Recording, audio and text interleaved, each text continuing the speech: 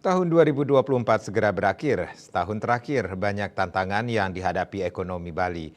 Faktor eksternal dan internal cukup menyita dan memperlambat akselerasi pertumbuhan ekonomi Bali.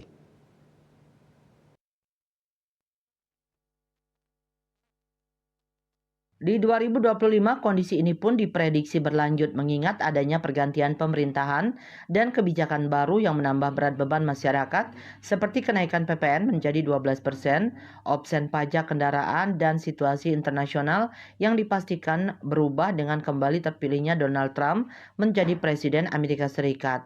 Lalu bagaimana prediksi para ekonom dan pelaku ekonomi Bali terhadap kondisi 2025?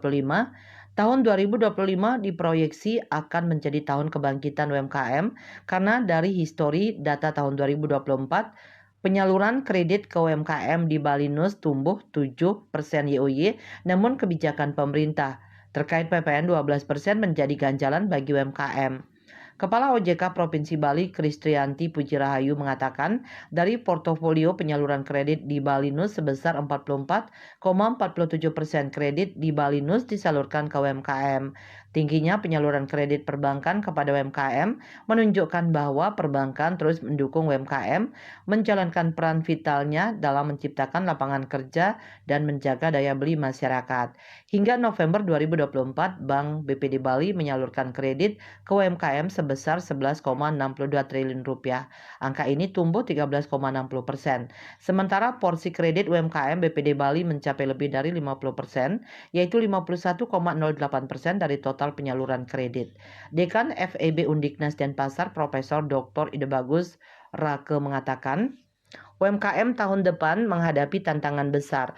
Kenaikan harga akibat PPN yang lebih tinggi membuat daya saing produk UMKM menurun dibandingkan dengan produk sejenis yang diproduksi secara massal oleh perusahaan besar. Dalam jangka panjang, ini berpotensi mengancam keberlangsungan bisnis kecil yang menjadi tulang punggung ekonomi nasional. Di sisi lain, pemerintah meyakini bahwa kenaikan PPN adalah langkah strategis untuk mendukung pembiayaan pembangunan dan pelayanan publik. Namun, efektivitas kebijakan ini masih perlu dikaji lebih jauh, terutama dalam konteks menjaga keseimbangan antara penerima negara dan stabilitas daya beli masyarakat. Kenaikan PPN 12% menjadi pengingat pentingnya kebijakan fiskal yang inklusif dan berkeadilan.